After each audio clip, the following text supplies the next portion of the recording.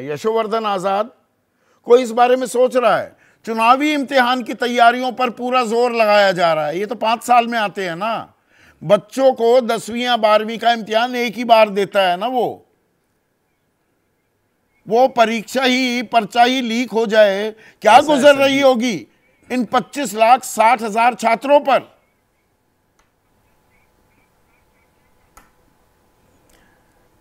संदीप जी, पिछले आधे घंटे की चर्चा में मैं ढूंढ रहा था कि शायद कोई सुझाव मिलेंगे कि किस प्रकार ये पेपर लीक को रोका जाए, क्योंकि कुछ बिंदु पर ध्यान आकर्षित करना चाहता हूं इन राजनीतिज्ञों का, और उन्होंने इस बात को मानी भी।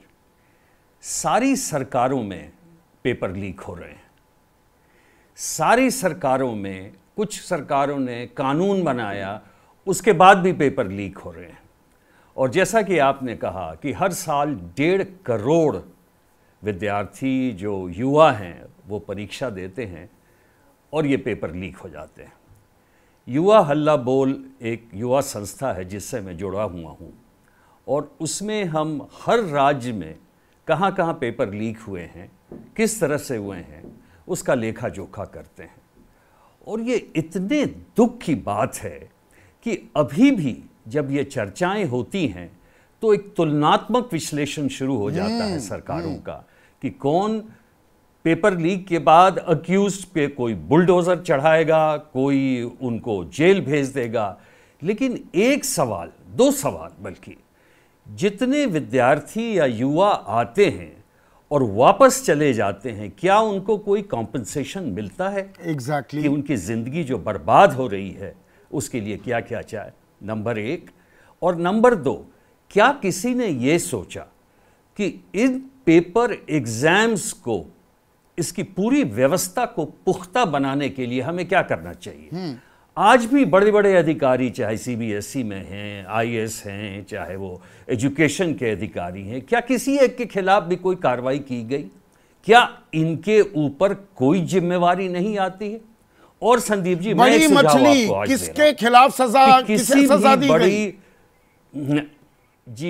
जी हाँ। और आपको मैं एक सुझाव ये सारे राजनीतिज्ञों के सामने रखना चाहता हूं, और वो ये है, किसी भी बड़ी परीक्षा जब भी आप ये करते हैं, ऑर्गेनाइज करते हैं, तो उसमें एक मंत्री को, एक सीनियर IAS ऑफिसर को और एक सीनियर IPS ऑफिसर को आप इंचार्ज बनाएं। आखिर ये तो सरकार में है, इनका काम है, इनके ऊपर जिम्मेवारी है, और अगर पेपर लीक हो तो इन तीनों को बर्खास्त कर दिया जाए।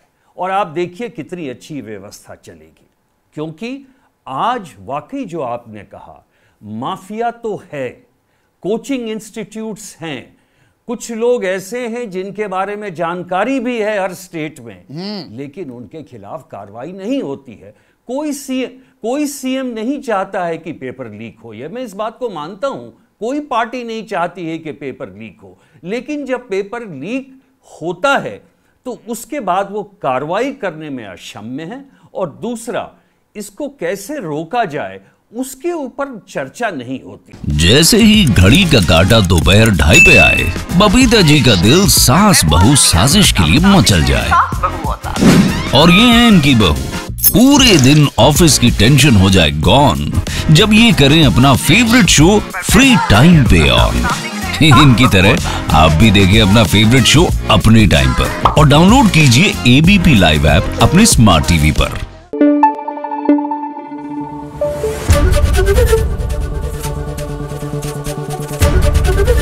ABP न्यूज आपको रखे आगे।